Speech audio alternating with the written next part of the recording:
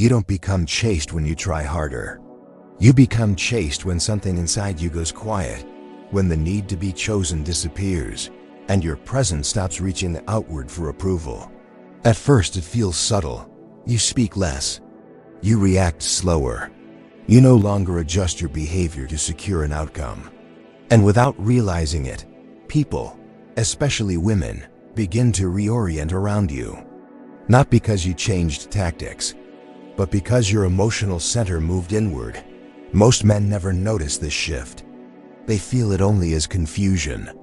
Why did things change when I stopped trying? That question is the doorway to real power.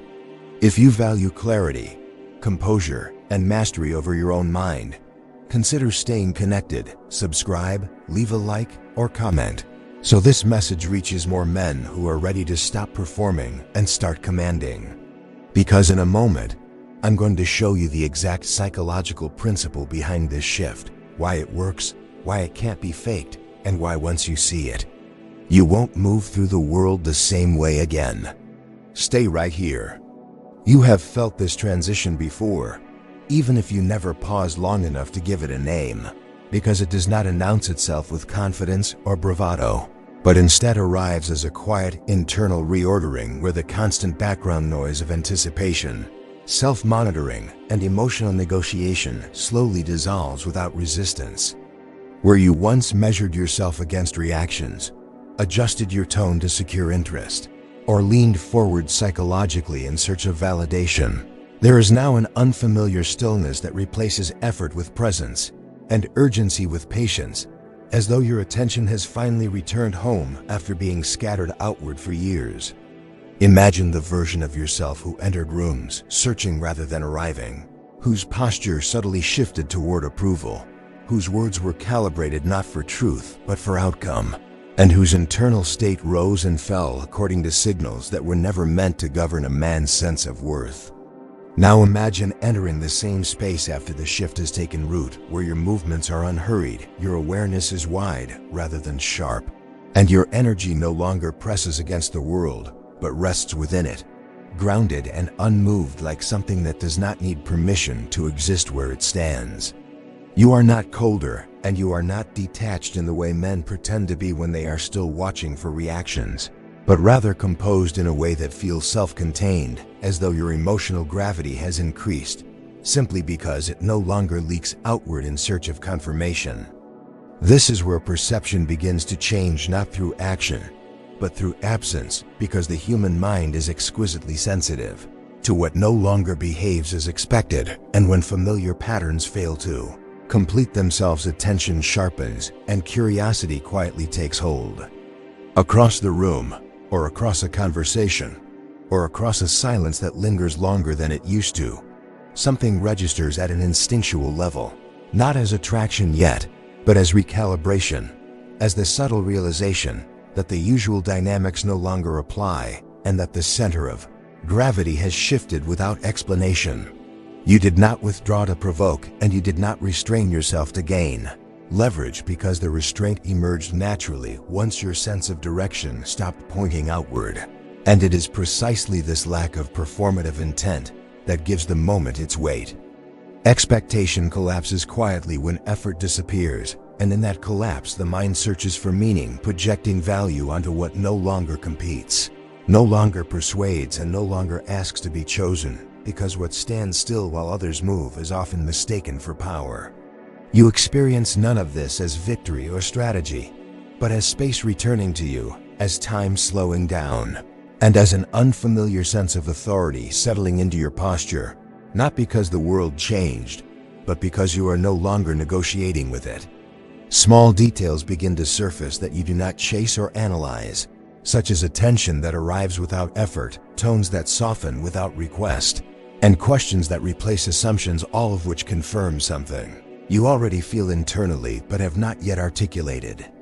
The deeper truth, still unnamed, is beginning to take shape beneath these moments, and it revolves around a force most men never cultivate, not because it is difficult to understand, but because it requires relinquishing the need to be validated in order to become immovable. Stay with me, because the principle operating beneath this shift the one that turns composure into gravity and restraint into influence, has governed human behavior long before language gave it form. And once you see how it works, you will understand why so few men ever experience it, and why those who do never return to who they were before.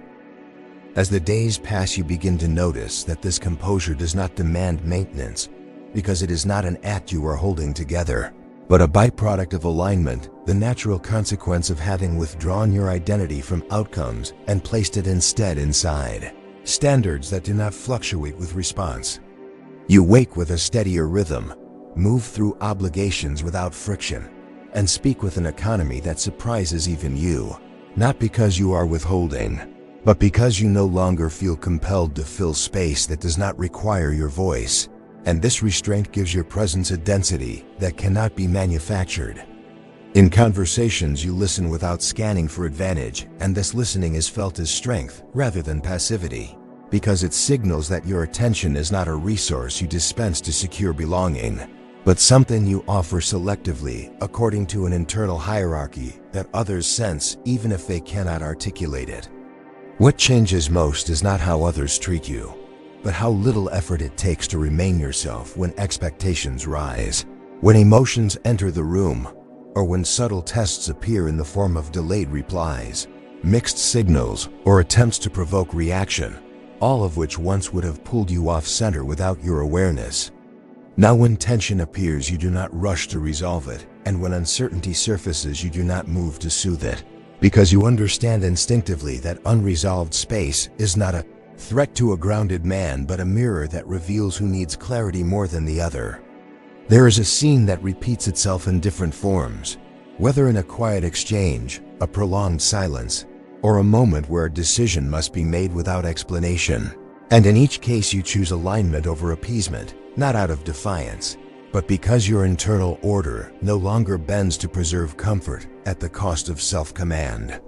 This is where the deeper mechanism begins to operate, unseen but decisive, because the human nervous system is attuned to hierarchy long before language enters the equation. And when someone encounters a man whose emotional state is not available for negotiation, their own system recalibrates, searching for orientation. What feels like attraction on the surface is often something more primitive beneath it, a recognition that stability has been found in a place where volatility was expected, and that recognition draws attention the way a fixed point draws movement quietly, inevitably without effort. You notice that you are no longer rushed by other people's moods, nor pulled into their urgency, because urgency has lost its leverage over you. And this absence of reactivity alters the emotional temperature of every interaction, cooling what once felt charged and grounding what once felt uncertain. There is a paradox here that only reveals itself through experience, which is that by relinquishing control over outcomes, you gain influence over the environment, because influence does not arise from persuasion, but from the presence of a man who cannot be easily moved from his axis. This presence is misinterpreted, by some as confidence, by others as mystery, and by a few as indifference, but all of these interpretations miss the truth, which is that you are simply no longer bargaining with the world for permission to stand where you stand. In moments where attention turns toward you, you do not step forward to claim it, and in moments where it pulls away, you do not chase it back, because your sense of continuity no longer depends on engagement, and this self-sufficiency is felt as power by those who have not yet cultivated it within themselves. You begin to understand that influence is not exerted through pursuit, but through coherence, and that coherence is the result of internal discipline applied consistently over time, not in dramatic gestures, but in small private decisions that compound into presence. This is why the shift cannot be imitated convincingly, because imitation still seeks effect, and seeking effect reintroduces need, which the nervous system detects instantly, dissolving the signal before it has time to take form. What you carry now is not a strategy, but a posture toward life, one that places self-respect above reaction, clarity above impulse, and direction above approval. And this posture organizes the world around you without your consent or awareness. As this becomes your default state, you realize that many of the struggles you once attributed to circumstance were in fact the byproducts of internal misalignment, and that once alignment is restored, friction diminishes not because life becomes easier, but because you become steadier. This steadiness is what others orbit, not because they seek you, but because systems naturally organize around what is stable, and instability always seeks resolution in the presence of something that does not waver. The final realization begins to surface quietly, without drama, which is that mastery was never about controlling others or eliciting responses, but about governing yourself so completely that responses become irrelevant to your sense of direction. And as this realization settles, you sense that there is still a deeper layer beneath it, a principle that explains why this internal order produces such consistent external effects across cultures, contexts, and time, a principle rooted not in modern theory, but in something far older and more enduring. Do not move yet, because in the next part, that underlying law will be revealed, not as an idea to adopt, but as a force you have already begun to embody, whether you recognized it or not. As you move deeper into this stat, you begin to recognize that what feels personal is rarely personal at all, because the reactions you once chased were never responses to who you were, but to the signals you unconsciously broadcast about your availability, your urgency, and your tolerance for emotional disorder. Now that those signals have quieted, something fundamental reveals itself, which is that human behavior is governed less by words or intentions and more by orientation, by who is centered and who is reaching, by who stands firm and who adapts, and by who is governed internally rather than shaped externally. You see this play out not only in attraction, but in every arena where presence matters, because the same man who no longer chases attention also no longer negotiates his values, his time, or his direction. And this consistency creates a psychological frame that others instinctively step into without resistance. There is an unspoken contract that forms around you, one that does not need to be declared, where your boundaries are felt before they are tested, and where respect arrives not as admiration, but as alignment, as though others sense that stepping out of rhythm with you would cost them more than it would cost you. This is where the ancient principle finally comes into focus, not as a rule to follow, but as a law you are now living, which is that the man who governs himself becomes the reference point by which others unconsciously govern their behavior.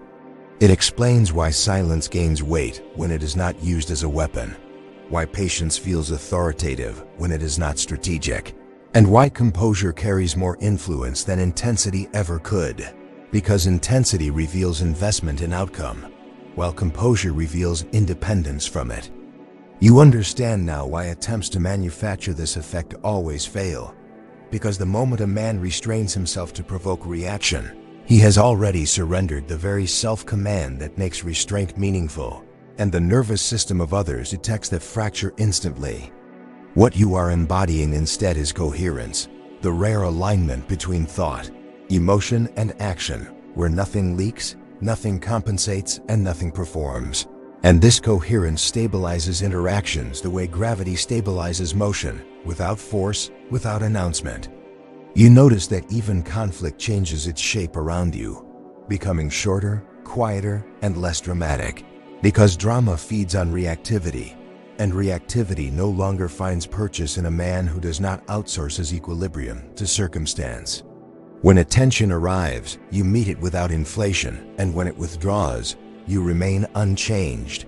And this emotional neutrality creates a paradoxical magnetism, not because neutrality is attractive in itself, but because it implies a fullness that does not depend on response. This is the point where attraction, respect, and influence all converge into the same phenomenon, which is that people move toward what feels internally complete, not to consume it, but to orient themselves against it, to measure their own instability in its presence.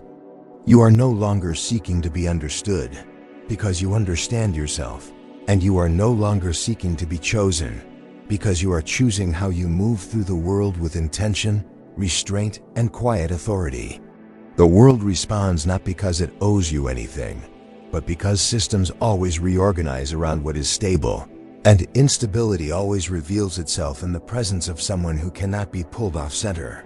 This is the final inversion that changes everything, which is that the moment you stop trying to create effect, you become effective, and the moment you stop asking for gravity, you discover that you have been standing on it all along. Carry this forward not as a technique, but as a standard, because standards do not fluctuate with emotion, and a man who lives by standards does not need to chase outcomes to feel complete. If this understanding resonated, it is because you were already walking toward it before these words gave it shape. And that recognition is what separates those who consume insight from those who embody it. Stay here, reflect on what shifted as you listened, and when you are ready, return to this principle often, because mastery is not a destination you arrive at once, but a posture you renew every day by choosing self-command over reaction and presence over pursuit.